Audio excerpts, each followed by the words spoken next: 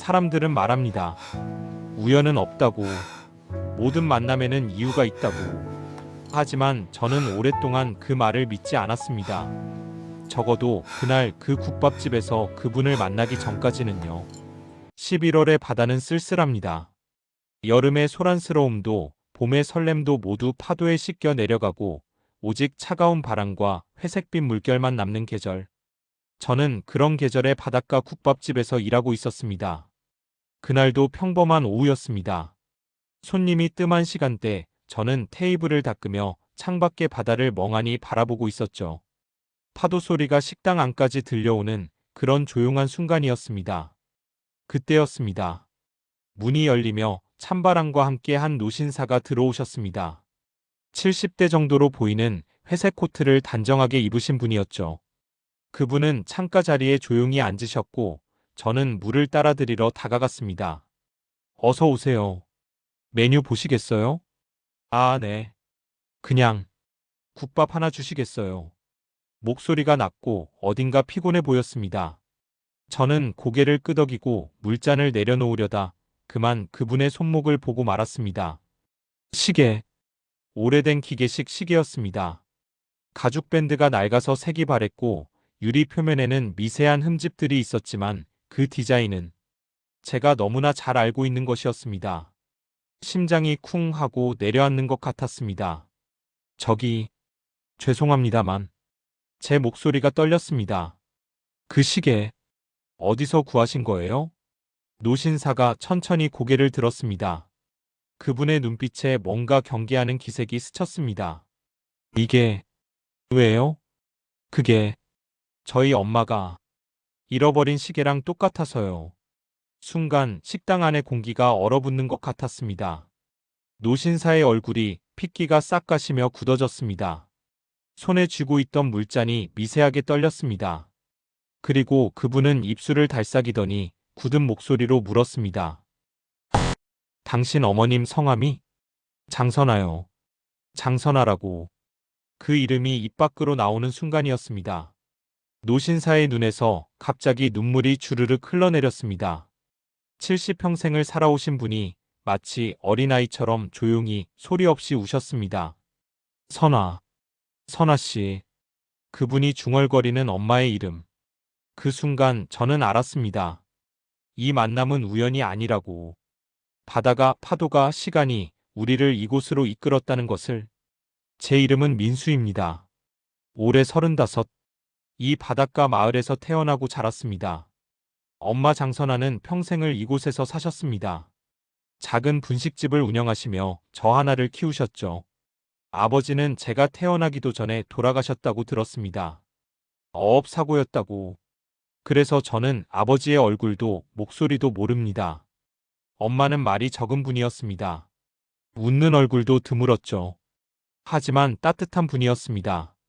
겨울이면 제 손이 트지 않게 핸드크림을 꼬박꼬박 발라주시고 비가 오는 날이면 학교 앞까지 우산을 들고 마중 나오시던 분. 말은 없어도 사랑은 가득했던 그런 엄마였습니다. 엄마의 작은 분식집은 바다가 보이는 골목 안쪽에 있었습니다. 낡은 간판, 삐걱거리는 의자들, 벽에 붙은 빛바랜 메뉴판. 모든 것이 오래되었지만 엄마가 끓이는 떡볶이와 우동은 동네에서 제일 맛있었습니다. 어렸을 때부터 저는 엄마가 혼자라는 게 마음에 걸렸습니다. 친구들 엄마는 아빠와 함께 웃으며 학교 행사에 오는데 우리 엄마는 늘 혼자였으니까요. 그래서 어린 마음에 물어본 적이 있습니다. 엄마 외로워요? 응? 민수가 있는데 왜 외로워? 그래도 아빠가 있으면 좋잖아요. 그때 엄마는 제 머리를 쓰다듬으며 웃었습니다. 하지만 그 웃음 뒤에 뭔가 슬픔이 숨어 있다는 걸 저는 어렴풋이 느꼈습니다. 엄마는 괜찮아. 민수만 있으면 돼. 그 말이 거짓말이었다는 걸 저는 훨씬 나중에야 알게 됐습니다. 엄마에게는 소중한 물건이 하나 있었습니다. 바로 그 시계였습니다. 오래된 기계식 시계. 가죽 밴드에 은색 케이스, 다이얼에는 로마 숫자가 새겨진 클래식한 디자인이었죠. 엄마는 그 시계를 절대 차지 않았지만 서랍 깊숙이 소중하게 보관하고 계셨습니다. 어렸을 때 장난으로 그 시계를 꺼내 차본 적이 있습니다. 그때 엄마의 반응이 지금도 생생합니다. 민수야, 그거 어디서 났어? 평소엔 목소리를 높이지 않는 엄마가 그날따라 놀라서 소리치셨습니다. 그리고 조심스럽게 시계를 제 손목에서 풀어내시더니 마치 아기를 다루듯 조심스럽게 닦아내셨죠. 엄마, 이거 누가 준 거예요? 소중한 사람. 아빠. 아니. 그럼 누구? 엄마는 대답하지 않으셨습니다. 그저 시계를 오래 바라보시다가 다시 서랍 깊숙이 넣으셨죠. 그 시계를 다시 본 건 제가 20살이 되던 해였습니다. 그해 태풍이 왔습니다. 바닷가 마을은 큰 피해를 입었고 엄마의 분식집도 침수됐습니다. 우리는 며칠간 친척집에 머물다가 돌아왔고 엉망이 된 가게를 정리하기 시작했습니다. 그때였습니다. 서랍을 열어보니 시계가 없었습니다. 엄마, 그 시계 어디 갔어요? 엄마의 얼굴이 새하얗게 변했습니다. 없어? 여기 없는데요? 엄마는 급히 달려와 서랍을 뒤지셨습니다. 옷장도 침대 밑도 모든 곳을 뒤지셨지만 시계는 없었습니다. 아마도 침수되는 과정에서 물에 떠내려간 것 같았습니다. 그날 밤 저는 엄마가 우시는 소리를 들었습니다. 방문 틈으로 보이는 엄마의 뒷모습. 어깨가 작게 떨리고 있었습니다. 조용히 참아가며 우는 모습이 너무 슬펐습니다. 죄송해요. 미안해요. 정말 미안해요. 누구에게 하는 말인지 알 수 없는 사과가 밤새도록 이어졌습니다. 그때 저는 깨달았습니다. 그 시계가 엄마에게 얼마나 중요한 것이었는지, 그리고 그 시계에 얽힌 이야기가 있다는 것을. 하지만 물어보지 못했습니다. 엄마의 슬픔을 건드리기가 두려웠으니까요. 세월이 흘렀습니다. 저는 대학을 나와 서울에서 직장 생활을 시작했습니다. 엄마는 여전히 바닷가 마을에서 분식집을 운영하셨죠. 일주일에 한 번씩 전화하며 안부를 물었지만 자주 내려가지는 못했습니다. 그러다 작년 봄 엄마가 쓰러지셨습니다. 췌장암이었습니다. 이미 사기였고 의사는 고개를 저었습니다. 각오를 하셔야 할 것 같습니다. 저는 회사를 그만두고 고향으로 내려왔습니다. 엄마를 모시고 병원을 오가며 마지막 시간을 함께 보냈죠. 엄마는 병상에서도 여전히 말이 적으셨습니다. 하지만 제 손을 꼭 잡고 계셨습니다. 말라가는 손이었지만 여전히 따뜻했습니다. 민수야, 내 엄마가 너한테 숨긴 게 하나 있어. 뭐예요? 엄마는 잠시 망설이시다가 말씀하셨습니다. 내 아빠, 사고로 돌아가신 게 아니야. 저는 숨이 멎는 것 같았습니다. 그럼, 원래 내 아빠가 아니었어. 그냥, 엄마를 좋아했던 사람이었고, 엄마도 그 사람을 좋아했어. 하지만, 함께할 수 없었지. 왜요? 여러 가지 이유가 있었어. 다 엄마 잘못이야. 엄마의 눈에서 눈물이 흘렀습니다. 그 사람한테 받은 시계, 잃어버린 거 기억하지? 그게, 그 사람이 준 유일한 선물이었어. 매일 그걸 보면서 살았는데, 잃어버리고 나니까 그 사람한테 미안하고, 엄마, 시간이 되면 다시 만나고 싶었어. 사과하고 싶었어. 하지만 이제는 못하겠구나. 그게 엄마가 저한테 하신 마지막 말씀이었습니다. 사흘 후 엄마는 조용히 눈을 감으셨습니다.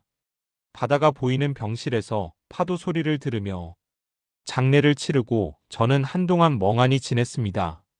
엄마의 분식집을 정리하고 집을 정리하며 엄마의 물건들을 하나씩 보았습니다. 그러다 엄마의 일기장을 발견했습니다. 오래된 공책, 누런 종이에 빼곡하게 적힌 글씨들. 저는 조심스럽게 첫 페이지를 펼쳤습니다. 1989년 4월 15일. 오늘 그분을 처음 만났다. 엄마의 이야기가 시작되고 있었습니다. 엄마의 일기를 읽으며 저는 비로소 엄마의 청춘을 알게 되었습니다. 1989년. 엄마가 25이었던 해. 엄마는 이 바닷가 마을의 작은 여관에서 일하고 있었습니다. 외할머니를 도와 청소와 빨래를 하며 생활비를 벌었다고 했습니다. 그해 봄 한 남자가 여관에 투숙했습니다. 서울에서 온 사업가였습니다. 나이는 30 초반, 단정한 외모에 예의 바른 사람이었다고 엄마는 적어 놓으셨습니다. 그분은 조용한 분이었다. 말수가 적었고 늘 창밖의 바다만 바라보았다. 무슨 고민이 있는 것 같았다. 남자는 일주일을 묵을 예정이었지만 점점 기간을 늘렸습니다. 한 달, 두 달, 결국 석 달을 그 여관에 머물렀습니다. 오늘 그분이 나에게 말을 걸었다. 이 마을은 참 조용하네요. 나는 별일 없는 동네예요. 라고 대답했다. 그게 우리의 첫 대화였다. 그렇게 두 사람은 조금씩 가까워졌습니다. 엄마가 청소하러 방에 들어가면 남자는 커피를 권했고 엄마는 이 마을의 이야기를 들려주었습니다. 어디가 맛집인지, 어디서 일몰이 예쁜지, 비 오는 날엔 어디를 가야 하는지. 그분은 내 이야기를 귀 기울여 들어주었다. 내 말이 재미있는 것도 아닌데 그분은 웃으며 고개를 끄덕였다. 그런 사람은 처음이었다. 어느 날 남자가 물었습니다. 결혼은 안 하셨어요? 엄마는 고개를 저었습니다. 할 사람이 없어서요. 그럴 리가요. 이렇게 좋은 분을. 그 말에 엄마는 얼굴이 빨개졌다고 합니다. 가슴이 두근거렸다. 이상했다. 나는 그분에 대해 아는 게 거의 없는데 왜 이렇게 마음이 끌릴까? 하지만 엄마도 알고 있었습니다. 이 사람이 자신과 다른 세계에 사는 사람이라는 것을. 서울에서 온 사업가, 비싼 시계를 차고 깔끔한 옷을 입은 사람. 바닷가 마을의 여관 청소부와는 어울리지 않는 사람. 그래도 여름이 왔고 두 사람은 함께 시간을 보냈습니다. 남자는 엄마에게 서울 이야기를 들려주었고 엄마는 남자에게 바다 이야기를 들려주었습니다. 오늘 그분이 나에게 시계를 보여주셨다. 할아버지에게 물려받은 거라고 했다. 제가 가진 것 중 가장 소중한 거예요. 나는 그 시계를 조심스럽게 만져보았다. 차갑고 단단했다. 그분처럼. 그리고 어느 날 밤 해변에서 남자가 말했습니다. 선아 씨, 사실은 남자는 고백했습니다. 자신이 서울에서 정략 결혼을 앞두고 있다는 것을, 사랑하지 않는 사람과 결혼해야 한다는 것을, 그래서 도망치듯 이곳에 왔다는 것을. 하지만 이제 돌아가야 해요. 내 책임이니까. 엄마는 울었습니다. 눈물이 멈추지 않았다. 나는 알고 있었다. 이 사랑이 이루어질 수 없다는 것을. 하지만 가슴이 너무 아팠다. 남자도 울었습니다. 두 사람은 파도 소리를 들으며 밤새 함께 있었습니다. 떠나기 전날 남자는 엄마에게 그 시계를 주었습니다. 이걸 드릴게요. 제가 선아 씨에게 줄 수 있는 유일한 것. 안 돼요. 이건 소중한 거잖아요. 그러니까요. 소중한 사람에게 주는 거예요. 엄마는 시계를 받았습니다. 그리고 약속했습니다. 돌아오실 거죠? 모르겠어요. 그럼 제가 기다릴게요. 언젠가 다시 오실 거라고 믿을게요. 남자는 아무 말도 하지 못했습니다. 이튿날 아침 남자는 떠났습니다. 택시를 타고 마을을 떠나는 그의 뒷모습을 엄마는 끝까지 바라봤습니다. 그분이 떠났다. 이름도 제대로 묻지 못했다. 전화번호도 주소도 모른다. 하지만 이 시계가 있다. 이 시계를 보면 그분을 기억할 수 있다. 그게 1989년 8월의 일이었습니다. 그리고 그해 겨울, 엄마는 제가 있다는 걸 알게 됐습니다. 일기는 거기서 몇 달 동안 비어 있었습니다. 그리고 다시 적힌 글. 1990년 3월. 민수가 태어났다. 조그맣고 빨간 얼굴. 나를 닮았는지 그분을 닮았는지 모르겠다. 하지만 이 아이가 내 전부다. 엄마는 혼자 저를 낳으셨습니다. 동네 사람들의 수군거림도 외할머니의 걱정도 모든 걸 감수하고 저를 키우셨습니다. 사람들이 뭐라고 하든 상관없다. 이 아이는 내 인생의 축복이다. 그분과의 사랑이 준 선물이다. 하지만 평생 그 남자를 잊지 못하셨습니다. 매일 시계를 보며 그분을 그리워하셨습니다. 오늘도 시계를 봤다. 여전히 째깍거린다. 그분은 지금 어디서 무얼 하고 계실까? 행복할까? 나를 기억하실까? 마지막 일기는 시계를 잃어버린 날이었습니다. 시계가 없어졌다. 내 잘못이다. 더 조심했어야 했다. 이제 그분을 기억할 수 있는 건 내 마음뿐이다. 미안하다. 정말 미안하다. 저는 일기장을 덮었습니다. 가슴이 먹먹했습니다. 엄마의 사랑, 엄마의 청춘, 엄마의 슬픔. 저는 그제야 엄마를 이해할 수 있었습니다. 왜 늘 조용했는지, 왜 가끔 바다를 보며 먼 산을 보는 눈빛을 하셨는지. 그리고 결심했습니다. 그분을 찾아야겠다고. 엄마를 대신해서라도 그분께 사과하고 싶었습니다. 시계를 잃어버려서 미안하다고, 엄마가 평생 당신을 그리워했다고 전하고 싶었습니다. 하지만 어떻게 찾죠? 이름도 연락처도 모르는 사람을. 그래서 저는 이 마을에 남기로 했습니다. 혹시 그분이 돌아오실지도 모른다고 희박한 희망을 품고 엄마의 분식집을 정리하고 저는 해변의 국밥집에서 일하기 시작했습니다. 매일 손님들을 맞으며 혹시 그분이 아닐까 하는 마음으로 사람들을 봤습니다. 한 달, 두 달, 반년이 지났습니다. 그러던 어느 11월의 오후 그분이 오셨습니다. 그 시계 어디서 구하신 거예요? 제 질문에 노신사는 한참을 말이 없었습니다. 그저 시계만 내려다보셨죠. 저기 혹시 성함이? 윤 회장입니다. 윤 회장. 그 이름을 듣는 순간 저는 엄마의 일기장에서 본 이니셜이 떠올랐습니다. Y, H. 윤 회장의 이니셜일지도 모른다고 엄마는 적어 놓으셨습니다. 윤 회장님, 혹시 1989년에 이 마을에 있었습니다. 노신사가 작은 목소리로 대답하셨습니다. 선아 씨를 알고 있습니다. 엄마를 아세요? 네. 침묵이 흘렀습니다. 식당 안에는 우리 둘뿐이었습니다. 창밖으로 파도 소리만 들렸죠. 엄마는 작년에 돌아가셨어요. 윤 회장의 어깨가 떨렸습니다. 그렇습니까? 마지막까지 당신을 기다리셨어요. 다시 만나고 싶다고, 사과하고 싶다고. 무슨 사과를요? 시계를 잃어버려서요. 태풍 때 물에 잠겨서 엄마가 평생 소중히 간직했던 그 시계를. 윤 회장이 고개를 들었습니다. 눈물로 범벅이 된 얼굴이었습니다. 잃어버리셨다고요? 네. 하느님. 윤 회장은 시계를 풀어 테이블 위에 올려놓으셨습니다. 이게 그 시계입니다. 제가 선아 씨에게 드린 그 시계. 네. 잃어버리셨다니. 제가 돌려받은 거였군요. 운명이. 저는 시계를 들어 자세히 봤습니다. 뒷면에 작은 글씨가 새겨져 있었습니다. To S, H, Forever Use. 엄마한테. 영원히 당신의. 손이 떨렸습니다. 이게 정말? 네. 제가 선아 씨에게 드린 유일한 선물입니다. 그런데 어떻게 다시? 윤 회장은 천천히 이야기하기 시작했습니다. 1989년 여름을 저는 평생 잊을 수가 없습니다. 윤 회장의 목소리는 떨리고 있었습니다. 그때 저는 도망자였습니다. 제 인생에서 도망치고 싶었죠. 정략 결혼, 원하지 않는 사업, 모든 게 숨막혔습니다. 그래서 무작정 차를 몰고 내려왔습니다. 지도도 없이 그냥 남쪽으로, 바다가 있는 곳으로. 그는 잠시 말을 멈췄습니다. 창밖의 바다를 바라보며. 그렇게 도착한 곳이 이 마을이었습니다.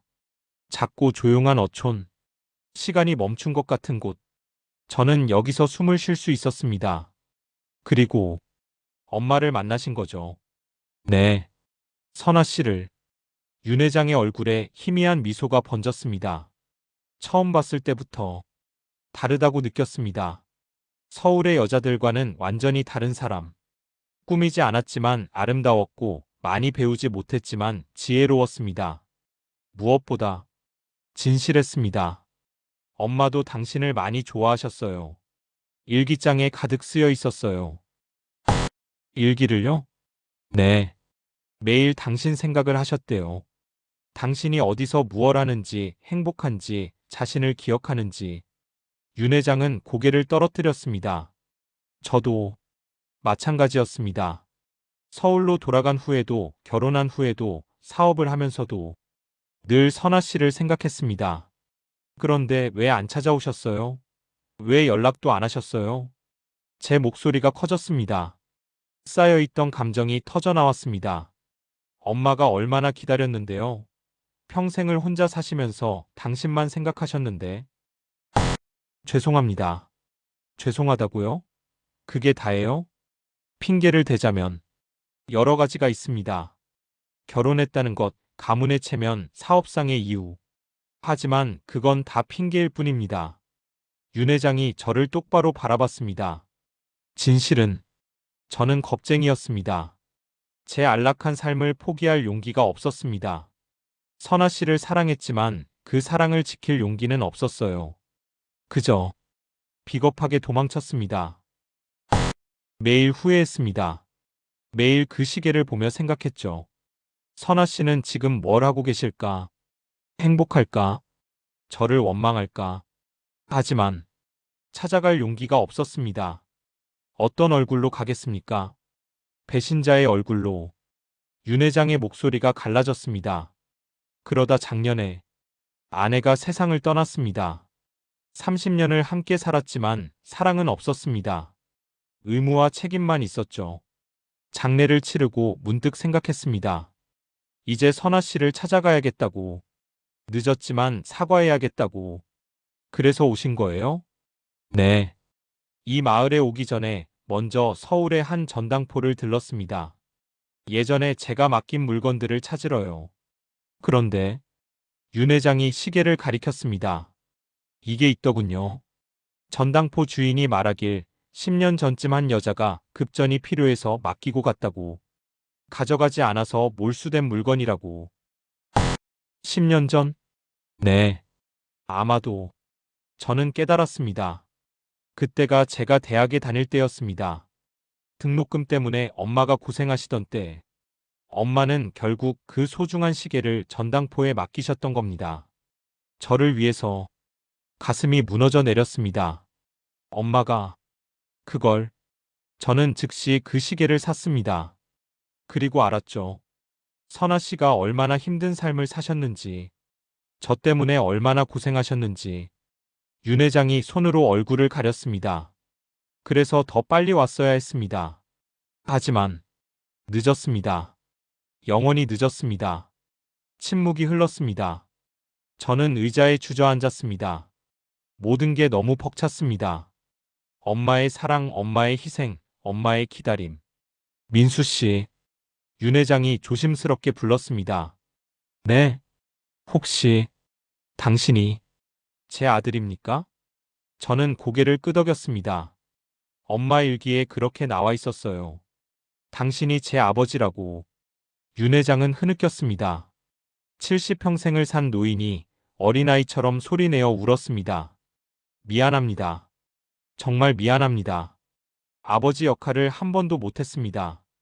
당신이 태어난 것도 자란 것도 몰랐습니다. 괜찮아요. 저는 말했습니다. 그리고 놀랍게도 정말로 괜찮았습니다. 분노나 원망이 아니라 그저 슬픔만 느껴졌습니다. 엄마는 행복하셨어요.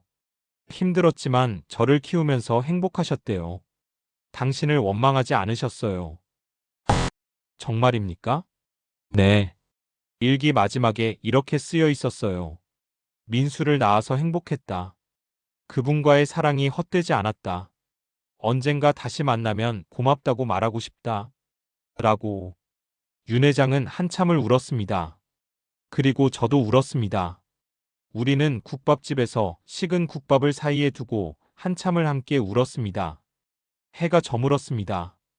윤 회장은 창밖을 보며 말했습니다. 이 바다를 선아 씨가 좋아했습니다. 여기 앉아서 파도를 보는 게 좋다고 했죠. 엄마가요? 네. 그래서 저도 이 식당에 온 겁니다. 선아 씨의 흔적을 찾아서. 알고 계셨어요? 엄마가 돌아가신 걸? 아니요. 마을에 들어와서 사람들한테 물어봤습니다. 장선아라는 분을 아냐고. 그러다 들었습니다. 작년에 돌아가셨다고. 그래서 여기 오신 거군요. 네. 그냥 선아 씨가 좋아하던 바다라도 보려고 우리는 함께 바다를 바라봤습니다. 석양이 물들이는 수평선, 끝없이 밀려오는 파도. 민수 씨, 네, 제가 아버지 노릇을 할 수 있을까요? 너무 늦었지만 저는 윤 회장을 바라봤습니다. 주름진 얼굴, 허리 숙인 자세, 슬픔으로 가득한 눈빛. 모르겠어요. 솔직히 그렇겠죠. 하지만 저는 말을 이었습니다. 엄마라면 원하셨을 것 같아요. 당신이 용서받기를, 당신이 행복하기를. 고맙습니다. 그리고 저도 알고 싶어요. 제 아버지가 어떤 분인지, 엄마를 어떻게 사랑했는지. 윤 회장이 고개를 들었습니다. 눈빛에 희망이 번쩍였습니다. 정말 괜찮겠습니까? 시간이 필요하겠지만요. 저는 테이블 위에 시계를 집어들었습니다. 이거 제가 가져도 될까요? 엄마의 유품으로. 당연합니다. 원래 선아 씨 것이니까. 저는 시계를 손목에 찼습니다. 차가운 금속이 피부에 닿았습니다. 째깍째깍. 35년 전부터 멈추지 않고 흘러온 시간. 엄마와 윤 회장의 사랑이 새겨진 시간. 잘 어울립니다. 윤 회장이 웃었습니다. 슬프지만 따뜻한 미소였습니다. 그날 이후 윤 회장은 이 마을에 머물렀습니다. 작은 펜션을 빌려 살면서 매일 바다를 보며 시간을 보냈습니다. 그리고 저는 일이 끝나면 윤 회장을 찾아갔습니다. 우리는 천천히 조금씩 가까워졌습니다. 윤 회장은 제게 엄마와의 이야기를 들려주었습니다. 그 짧았던 여름의 모든 순간들을, 처음 만났던 날, 함께 바다를 걷던 날, 일몰을 보며 손을 잡았던 날. 선아 씨는 웃을 때 눈이 초승달처럼 되었습니다. 그게 참 예뻤어요. 엄마, 그렇게 웃으셨어요? 저는 한 번도 본 적이 없는데. 제 탓입니다. 제가 행복을 빼앗았으니까. 아니에요. 엄마는 행복하셨어요. 저랑 함께 있을 때 우리는 엄마에 대해 이야기하며 엄마를 기억했습니다. 어느 날 윤 회장이 오래된 사진 한 장을 꺼냈습니다. 이거 유일하게 남은 사진입니다. 사진 속에는 젊은 남자와 여자가 있었습니다. 바닷가를 배경으로 서로를 보며 웃고 있었습니다. 엄마다. 25살의 엄마. 저는 한 번도 본 적 없는 그렇게 행복한 표정의 엄마였습니다. 가지세요. 제게는 기억이 있으니까. 저는 사진을 받았습니다. 그리고 한참을 바라봤습니다. 이게 엄마의 진짜 모습이었구나. 사랑하는 사람과 함께였을 때의. 고마워요. 아니, 제가 고맙습니다. 이렇게라도 선아 씨와의 시간을 나눌 수 있어서. 겨울이 왔습니다. 바다는 더 차가워지고 파도는 더 거세졌습니다. 하지만 저는 이 계절이 싫지 않았습니다. 윤 회장과 함께 걷는 겨울 바다가 나쁘지 않았으니까요. 어느 날 저녁 윤 회장이 말했습니다. 민수 씨, 제가 얼마 안 남았습니다. 네, 췌장암입니다. 선아 씨와 같은 병이네요. 아이러니하죠. 저는 말문이 막혔습니다. 그래서 서둘러 이곳에 온 겁니다. 마지막을 선아 씨가 있던 곳에서 보내고 싶었어요. 치료는 안 하세요? 이미 늦었습니다. 의사도 몇 달이라고 했어요. 윤 회장은 담담했습니다. 괜찮습니다. 긴 인생이었어요. 이제 선아 씨를 만날 수 있겠죠. 믿으세요? 사후 세계를? 글쎄요. 하지만 믿고 싶습니다. 그래야 선아 씨에게 사과할 수 있을 테니까. 저는 그의 손을 잡았습니다. 말라가는 하지만 여전히 따뜻한 손. 전하고 싶은 말이 있으세요? 네. 말씀하세요. 제가 들어드릴게요. 윤 회장은 잠시 망설이다가 말했습니다. 선아야. 너무 늦어서 미안해. 비겁해서 미안해. 평생 후회하며 살았어. 하루도 너를 잊은 적 없었어. 사랑했어. 정말 사랑했어. 그의 눈에서 눈물이 흘렀습니다. 그리고 고마워. 우리 아들 낳아줘서. 민수를 이렇게 잘 키워줘서. 너는 정말 대단한 사람이었어. 나보다 훨씬 강하고 훨씬 사랑스러운 사람. 다음 생에는 꼭 함께하자. 도망가지 않을게. 책임질게. 약속해. 저는 고개를 끄덕였습니다. 눈물이 멈추지 않았습니다. 전해드릴게요. 엄마한테. 고맙습니다, 민수 씨. 아니, 민수야. 처음으로 윤 회장이 저를 아들이라고 불렀습니다. 2달 후 윤 회장은 조용히 눈을 감았습니다. 마지막 순간 저는 그의 손을 잡고 있었습니다. 그리고 귓가에 속삭였습니다. 엄마가 기다리고 계실 거예요. 이번엔 도망가지 마세요. 윤 회장은 희미하게 웃었습니다. 그리고 마지막 숨을 내쉬었습니다. 장례는 조용히 치러졌습니다. 서울에서 몇몇 사람들이 왔지만 대부분은 모르는 사람들이었습니다. 사업 관계자들, 오래된 지인들. 그들은 물었습니다. 고인과는 어떤 관계세요? 아들입니다. 아, 윤 회장님 아들분이셨군요. 처음 뵙네요. 저는 대답하지 않았습니다. 설명하기 복잡했으니까요. 장례가 끝나고 저는 윤 회장의 유골을 바다에 뿌렸습니다. 엄마가 사랑했던 이 바다에 파도가 유골을 삼켰습니다. 하얀 가루가 물거품과 섞여 사라졌습니다. 이제 함께 계세요. 엄마 그리고 아버지. 바람이 불었습니다. 따뜻한 겨울 바람이었습니다. 그로부터 1년이 지났습니다. 저는 여전히 이 바닷가 마을에 살고 있습니다. 국밥집을 인수해서 작은 식당을 운영합니다. 이름은 선아네라고 지었습니다. 엄마의 이름으로. 손님들은 물어봅니다. 선아가 누구예요? 제 엄마입니다. 이 마을을 사랑했던 분이죠. 매일 아침 저는 손목의 시계를 바라봅니다. 35년 전부터 멈추지 않고 흘러온 시간. 2사람의 사랑이 새겨진 시간. 째깍째깍. 시계는 오늘도 정확하게 흘러갑니다. 가끔 창밖을 보면 바다가 보입니다. 끝없이 펼쳐진 수평선. 밀려왔다 밀려가는 파도. 그리고 저는 상상합니다. 저 바다 어딘가에 2사람이 함께 걷고 있을 거라고. 젊은 모습으로 손을 잡고 웃으며.